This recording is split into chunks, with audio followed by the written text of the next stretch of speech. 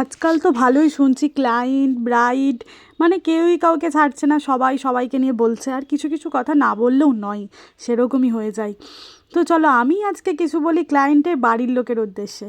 মানে এমন এখনও কিছু কিছু ক্লায়েন্ট আছে, বাড়িতে ধরো ব্রাইডের কমপ্লিট হয়নি মেকআপ, তাও বলে যে ব্রাইডের কোনো বোন আছে কিংবা বাচ্চা কাচ্চা কেউ বাড়িতে আছে, যে কিছুই তো করতে হবে না, ওদের একটুখানি শুধু মুখটা করে দেবে।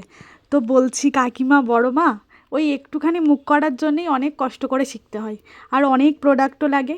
ধরো একটা মেকআপ আর্টিস্টের এক মাসে 10টা ব্রাইড থাকে, তো 10টা ব্রাইডের বাড়িতে গিয়ে 10জনকে এমনি সাজিয়ে তো তার কোনো লাভ হবে বলে মনে হয় না। তো তার ওপর তুমি যদি বলো যে হ্যাঁ ঠিক আছে আমার পার্টি মেকআপ 2,000 2,500 টাকা থেকে স্টার্টিং, কোনটা করবে বলো, তখন বলবে 2,000, আমাদের এখানে তো 500 টাকায় পার্টি মেকআপ করে দেয়। তো 500 টাকায় পার্টি মেকআপ করে নাকি ক্লায়েন্টের ওপর কিছু প্র্যাকটিস করে, সেটা আগে জানতে হবে। তবে ভিডিওটি সবার জন্য নয়, যাদের চিন্তাভাবনা এরকম শুধুমাত্র ভিডিওটি তাদের জন্যই। দিন পাল্টানোর সাথে চিন্তাভাবনাও পাল্টাতে হবে।